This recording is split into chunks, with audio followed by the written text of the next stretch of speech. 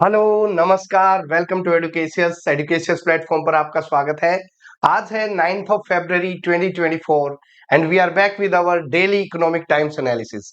Daily economic time analysis के अंदर आज जो इंपॉर्टेंट न्यूज है, let's discuss with them. First one is RBI keeps the rates unchange for the sixth time in a row. कल RBI की monetary policy committee की review meeting थी और हर बार की तरह इस तरह लास्ट 5 बार से हम देख रहे हैं, इस बार छठे टाइम भी आरबीआई ने कोई भी रेट्स में बदलाव नहीं किया। इंडस्ट्रीज के द्वारा और वेरियस फाइनेंशियल इंस्टीट्यूशंस के द्वारा ये कयास लगाए जा रहे थे कि शायद आरबीआई रेट्स के अंदर कुछ कटिंग रेट कट कर सकती है रेपो रेट के अंदर, या फिर जो कि रेपो रेट में कोई बदलाव लेके आ सकती है। लेकिन आरबीआई ने अपना जो पॉलिसी इंटरेस्ट रेट है, जिसको हम रेपो रेट भी बोल देते हैं, रेपो रेट वो रेट होता है जिस रेट पर आरबीआई कमर्शियल बैंक्स को पैसा देता है। तो वो जो इंटरेस्ट रेट होता है उसको हम रेपो रेट भी बोलते हैं या फिर पॉलिसी रेट भी बोलते हैं। So RBI maintain the policy interest rate and monetary stand for the sixth straight meeting, this time also due to geopolitical condition. बात करें जियोपॉलिटिकल कंडीशन की तो रेड सी क्राइसिस है, रशिया यूक्रेन वॉर है, along with that food price trajectory, जो inflation है food prices के अंदर हम इन्फ्लेशन देखने को जो मिल रहा है, उसके चलते आरबीआई ने कोई रेट्स में बदलाव नहीं किया। अलोंग विद दैट हमारी इकोनॉमी की बहुत अच्छी ग्रोथ फोरकास्ट की है आने वाले फाइनेंशियल ईयर के अंदर। इसके चलते, क्योंकि इंडस्ट्रीज को काफी होप थी कि शायद आरबीआई रेट्स के अंदर कट लेके आएगा, बट नहीं आया। इसके चलते सेंसेक्स में और निफ्टी के अंदर एकदम कल गिरावट देखने को मिली और करीबन 1% तक मार्केट नीचे लुढ़क गई। Moving on to next, RBI to tap NHAI and NPCI to fix the rescue plan for Paytm users. RBI है जो रिजर्व बैंक ऑफ इंडिया है, जिन्होंने अभी रिसेंटली पेटीएम पेमेंट बैंक के ऊपर रिस्ट्रिक्शंस लगा दी थी and Paytm payment bank will not take deposit after 29th of February due to some compliance issues as well as technical irregularities।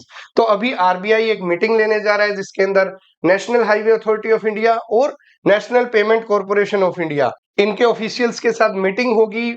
Main मुद्दा ये है कि क्योंकि एनएचएआई टोल फास्टैग को ऑपरेट करता है, एनएचएआई फास्टैग को ऑपरेट करता है, उसके बाद कंप्लीट डेटा रहता है पर्टेनिंग टू फास्टैग, और एनपीसीआई जो है national Payment Corporation of India, वो बेसिकली जो यूपीआई बेस्ड ट्रांजैक्शन है उनको मैनेज करता है, उनको हैंडल करता है।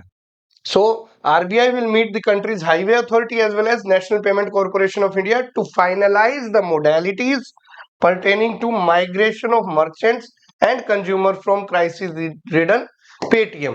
जो पेटीएम के ऊपर ऑलरेडी आपको पता है ऑल ओवर द इंडिया बहुत सारे merchants as well as customers Paytm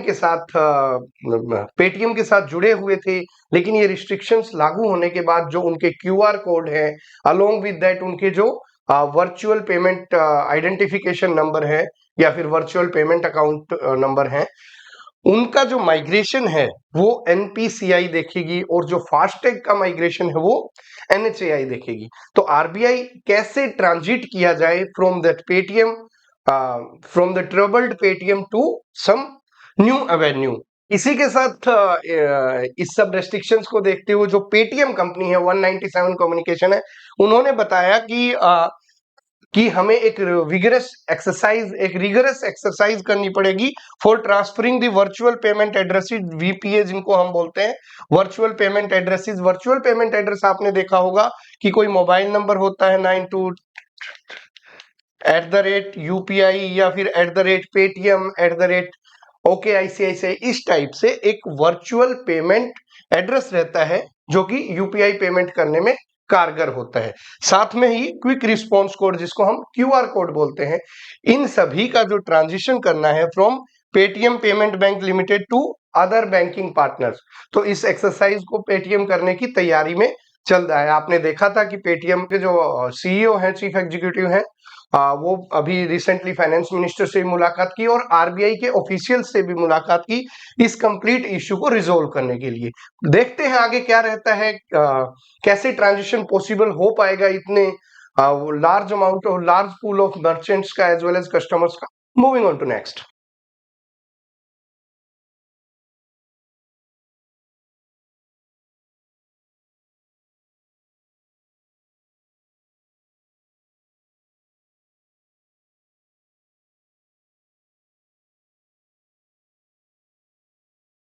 EPFO likely to credit 8% in the poll year. जो एम्प्लॉइज प्रोविडेंट फंड ऑर्गेनाइजेशन है, जो कि उसके जो सेंट्रल बोर्ड ऑफ ट्रस्टीज है, उनकी मीटिंग शेड्यूल्ड है और मीटिंग के अंदर क्या फैसला लिया जाएगा, ये मीटिंग के अंदर कवायद ये लगाई जा रही है कि जो इंटरेस्ट पेमेंट रहती है इस बार 8% इंटरेस्ट पेमेंट जो ईपीएफओ के सब्सक्राइबर है उनके अकाउंट के अंदर इस साल देने की बात चल रही है। लास्ट ईयर की बात करें तो 8.15% इंटरेस्ट फाइनेंशियल ईयर 2023 के अंदर दिया गया था और 8.10% इंटरेस्ट फाइनेंशियल ईयर 2022 के अंदर दिया गया था। सो अभी देखते हैं बोर्ड का क्या अप्रूवल रहता है, उसके बाद ही ये इंटरेस्ट पेमेंट से रिलेटेड फैसला लिया जाएगा। साथ में ही जो एक मुद्दा है, एजेंडा है मीटिंग का, उसके अंदर जो ईपीएफओ का मनी होता है वो यूजुअली स्टॉक्स के अंदर भी लगाता है with the approval of the board. तो जो 10% के करीब जो है वो इन्वेस्टमेंट स्टॉक्स के अंदर की गई है, बट ईपीएफओ चाहता है, जैसे looking into the booming economic market, की ताकि ज्यादा रिटर्न ऑन इन्वेस्टमेंट आए, तो हम 10 से 15% of the money parked in EPFO accounts we want to invest in various stocks. So इसके लिए बोर्ड की अप्रूवल लगेगी। बेसिकली जो सेंट्रल बोर्ड ऑफ ट्रस्टीज होते हैं उसके अंदर जो चेयरमैन होते हैं बोर्ड के, वो सेंट्रल गवर्नमेंट के लेबर मिनिस्टर रहते हैं। तो देखते हैं क्या मीटिंग के अंदर क्या प्रावधान लिए जाएंगे, क्या फैसले लिए जाएंगे मीटिंग के खत्म होने के बाद। Moving on to next is manufacturing trade boost helped goods export expand 41% in 2014 to 2022। White paper issue किया गया है फाइनेंस मिनिस्ट्री के द्वारा, जिसके अंदर इकोनॉमी की क्या अचीवमेंट रही है 2014 से लेकर 2022 तक वो बताया गया है। और इसके तहत ये बोला गया है जो इनिशिएटिव्स लिए गए थे, कॉम्प्रिहेंसिव मेजर्स लिए गए थे in the manufacturing sector as well as export sector और फॉरेन ट्रेड सेक्टर, उससे जो इंडिया का एक्सपोर्ट है वो करीबन 41% तक उसके अंदर ग्रोथ देखी गई है 2014 से 2022 के बीच में। ये बेसिकली फाइनेंस मिनिस्ट्री ने अपने व्हाइट पेपर के दौरान बताया। और जो ये 41% की ग्रोथ है, that is higher than the world growth of 31%। Overall world की ग्रोथ देखे जाए in terms of export, that is 31%, and in the period of 2014 to 2022 we have noticed a export growth rate of 41%। White paper में बताया गया कि merchandise exports have increased 1.4 times in the last decade, where the greater share is of electronics, which we have already discussing in recent editions of the Economic Times। Electronics exports show a exponentially growth backed by iPhone manufacturing, so electronic export up to 3 times to $22.7 billion। and this is the graph of the manufacturing financial year 2005 की बात करें तो it was approximately $83.5 billion, which increased to in financial year 15 it increased to $310.3 billion, and now it's standing at $447.5 billion merchandise export in the financial year 2023। and current account deficit has also been lowered, which was in if we talk about financial year 2013 it was 4.8%, and currently it's much lower। moving on to next, parliament session is going on, and in that parliament session few important things were discussed, like Nitin Gadkari ji, our road transport and highway minister, said that 76% of the planned 34800 kilometre under the Bharatmala परियोजना, जो भारतमाला परियोजना है उसके तहत 34,800 kilometre की phase 1 के अंदर हमें नेशनल हाईवेज बनाने हैं, जिसके अंदर से 76% और we can say 26,418 kilometre out of the plan highway length has been awarded under phase 1। तो इनकी टेंडर अवार्ड हो चुके हैं, and out of that 15,549 kilometre have been completed। तो 76% of the target under phase 1 of the Bharatmala project, that is overall target was 34,800, 76% has been tendered or awarded to various contractors, and out of that 15,549, which is approximately 35% of the total project have been completed। and दिसंबर 2023 तक जो कि phase 1 थी 4.23 लाख करोड़ इसके अंदर spend हो चुके हैं। और साथ में जीएनएसएस बेस्ड टोल कलेक्शन, एक कंसल्टेंट को अपॉइंट किया गया है for the purpose of GNSS based toll collection. GNSS basically होता है global navigation satellite system based barrierless toll collection. Basically जो आपने देखा है टोल के ऊपर वो बैरियर्स लगे होते हैं जिसके बाद आपको स्कैन करवाना पड़ता है या फिर कैश पेमेंट देनी पड़ती है, उसके बाद वो बैरियर होता है और आप अपनी गाड़ी पास करके ले जाते हैं। लेकिन इससे हमारा बहुत ज्यादा टाइम भी वेस्ट होता है all over the country. Along with that fuel wastage is also there and it create immense problem at various toll booths inside the city or on the highways. So अभी हमारा toll collection बैरियरलेस बनाने की कवायद में GNSS based, जो कि GPS आधारित बोल दीजिए, ग्लोबल नेविगेशन से रिलेटेड रहेगा, जहां पे आपकी जो फास्टैग रहेंगे they will be linked to some satellite like you see in the Google Maps and all. So global navigation based FASTag रहेंगे, उससे आपकी गाड़ी कहां से कहां चली, कितने टोल बूथ्स क्रॉस किए, उसी के एवज में आपसे टोल कलेक्शन लिया जाएगा.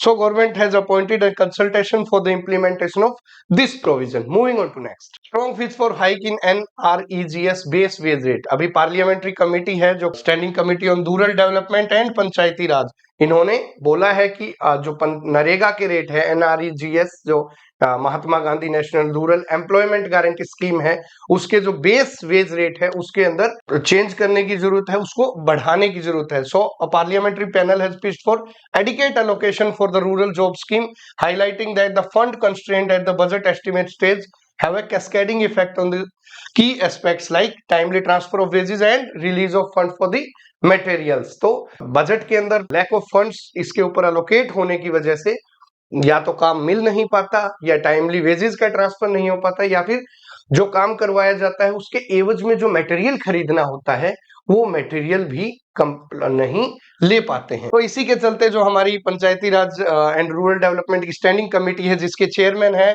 कणिमोझी करुणानिधि, जो कि डीएम के लीडर हैं, he is the chairperson of the committee, and in that report they have pitched for a greater revision of the base wage rate. Moving on to next. Deferring the EU carbon taxes for MSME mooted. अभी हमारी एक parliamentary committee ने बताया है कि जो European union का एक CBAM carbon border adjustment mechanism, जो कि यूरोपियन यूनियन ने लागू किया है, जहां पे क्या है, सीबीएम के अंदर जो नॉन ईयू स्टील प्रोड्यूसर्स हैं, यूरोपियन यूनियन से बाहर के जो देशों के स्टील प्रोड्यूसर्स हैं, they are required to report direct and indirect emission. तो उन्होंने कहा है कि अगर आप कार्बन एमिशन करते हैं तो कितना कार्बन एमिशन करते हैं उसके एवज में आपको टैरिफ देना पड़ेगा.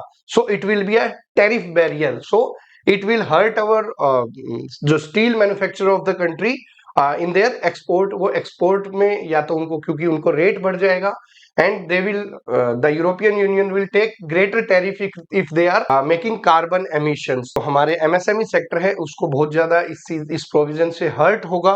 एंड जो कमेटी है उन्होंने रिकमेंड किया है कि हमें जो सेंटर है उसको ये MSME के लिए एटलीस्ट ये CBAM है, कार्बन बेस्ड एडजस्टेड मैकेनिज्म, उसको 3 साल के लिए डेफर कर देना चाहिए. और साथ में ऐसी MSMEs को सपोर्ट करने के लिए जो PLI स्कीम है उसके अंदर इनको इंक्लूड करना चाहिए. PLI scheme is production linked incentive schemes, जो कि toys, apparel, jewellery, handicrafts, electronics, ऐसी सेक्टर्स के ऊपर है टू बूस्ट देयर एक्सपोर्ट. तो यहाँ के इस सेक्टर के लिए भी पार्लियामेंट्री कमेटी पैनल ने ये बात आगे रखी है अपनी रिपोर्ट के द्वारा. So this is all for today's economic time analysis. Will be back with new edition. Thank you very much. जय हिंद, जय भारत.